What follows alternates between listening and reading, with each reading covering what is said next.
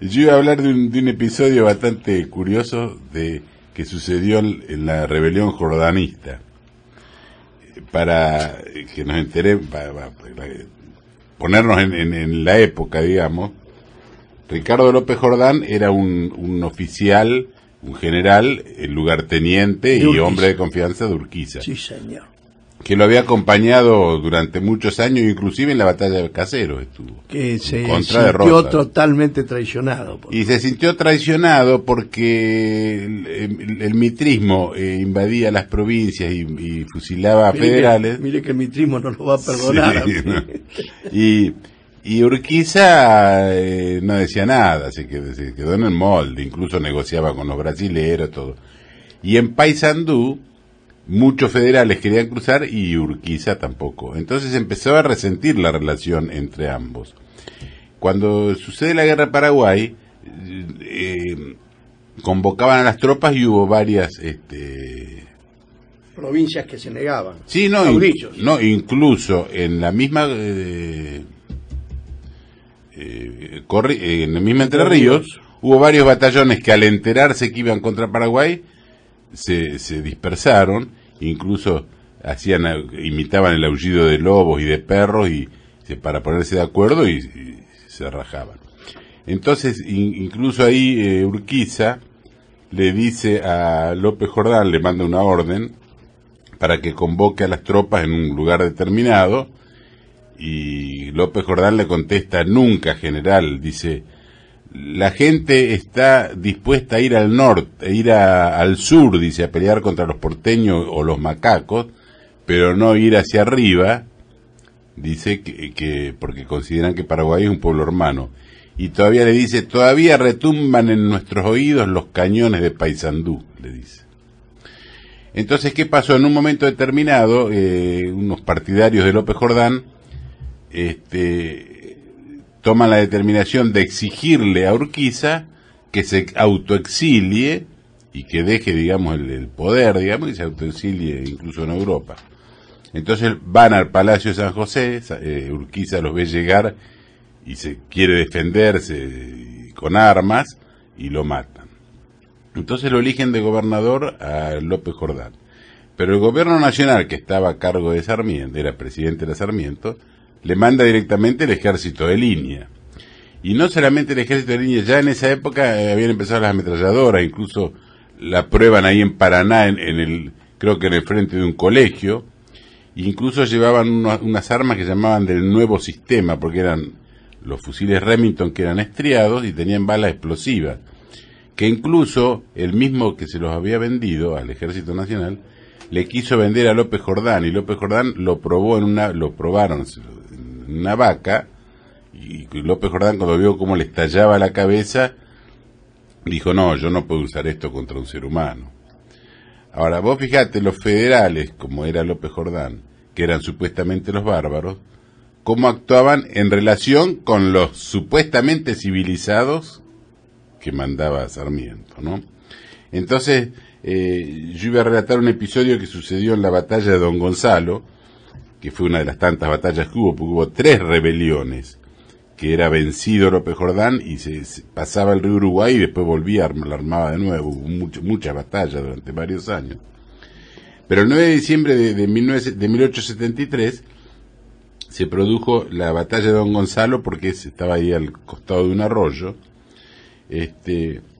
Entonces López Jordán relata, dice: en el acto de tener conocimiento del desastre sufrido por el general Campos, traté de efectuar el pasaje del arroyo Don Gonzalo y lo emprendí luchando con grandes dificultades incalculables, empleando en él lo que faltaba de la tarde y toda la noche. Entonces el 9 de diciembre del 73 empieza la batalla a la media tarde, y el Ejército Nacional lanza un primer ataque con la artillería. Los federales, digamos, los jordanistas, resisten durante varias horas, que incluso lo obligan al general Gainza a replegarse. Este general Gainza es el que nombra a Martín Fierro, que dice un ministro, dice que viene un Don Ganza, le dice, Y Martín Fierro en Triste dice que trae cañones con más rayas que un cotín por las Con las estriadas. estrías, sí. Dice, pero esa, Martín Fierro dice, pero esos cuentos no engañan a los zorros de Milaya. Dice, yo ya dejé las rayas en los libros del pulpero, porque cada vez que retiraba un paquete de hierba le hacían hacer una rayita. Entonces, López Jordán relata, dice, 4 pequeños batallones estaban sufriendo el fuego nutrido y mortífero de 4 grandes batallones de línea enemigos, armados de rico armamento del nuevo sistema y arrojándonos millares de balas explosivas. Los batallones enemigos que se refiere era el propio Ejército Nacional, ¿no?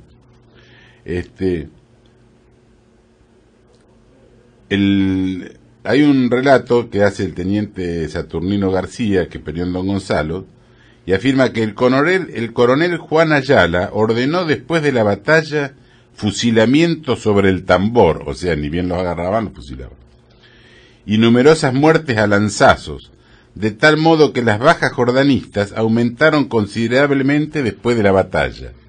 O sea, vos fijate lo sanguinario que eran, porque no era que morían en la batalla, Sí. después los fusilaban, o a lanzazos los mataban. Eran prisioneros. Claro, pero fusilaban a los prisioneros. Hay un entrerriano que se llama Domingo Tarragona, que le manda una carta abierta a Sarmiento, fechada el 10 de diciembre, dice: los sucesos de San Juan concluyeron con Cepeda y Pavón sin otro recuerdo que aquel célebre parte del general Sá, dando cuenta de las numerosas víctimas que había hecho a lanza seca, mientras que los de 1870 y 1873 dejaron cubierto el suelo entrerriano de sangre humana, cuyo olor mortífero aún tiene oprimido nuestros pulmones, y órdenes en que está patente el deseo de venganza, como aquellas sus cartas al gobernador Gelabert de Corrientes para fusilar y matar sin forma de juicio a todos los que fueran jordanistas, y que Gelabert, en un momento lúcido, parece que tuvo hasta la repugnancia de ejecutar. Los proyectos sangrientos y crueles que rechazó el Senado, ofreciendo primas que debían pagarse con los ahorros del pueblo por las cabezas de López Jordán, los querencios, etcétera, y los fusilamientos sin forma de juicio que, quizá obedeciendo sus órdenes, ejecutó con bárbara impiedad y sangre fría el general Ayala, festejando la victoria y carnicería de don Gonzalo. Fíjate que acá lo acusa directamente a Sarmiento de haber dado las órdenes, ¿no?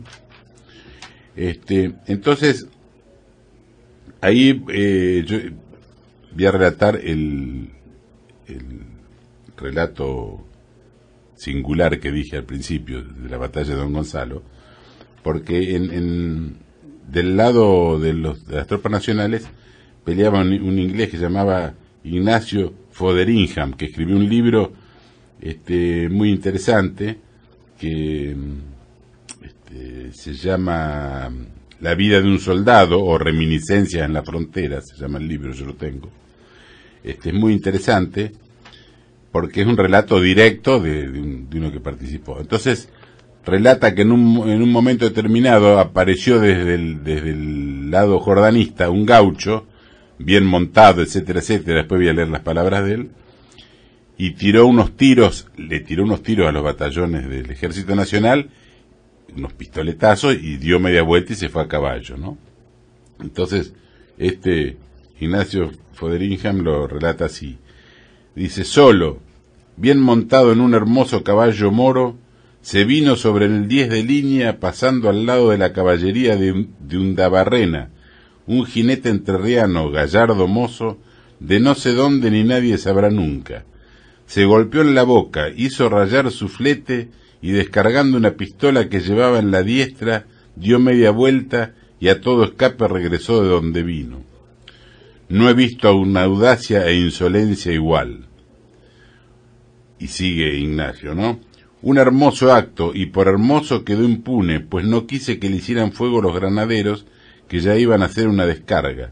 Y se fue, sombrero negro de cinta roja, traje de terciopelo, la cola del caballo hecho un nudo entrelazadas con cintas rojas. Qué tipo curioso. No sé si sería un loco, pero si lo era un loco sublime. Muy lindo. A mí la verdad que me gustó mucho cuando lo...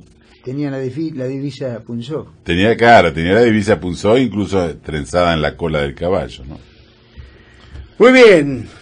Era el micro de historia del ingeniero Castañino. A ver, las chicas fanáticas de Castañino, de la zona de Pilar, deben estar contentas. Escucharon la voz de Castañino.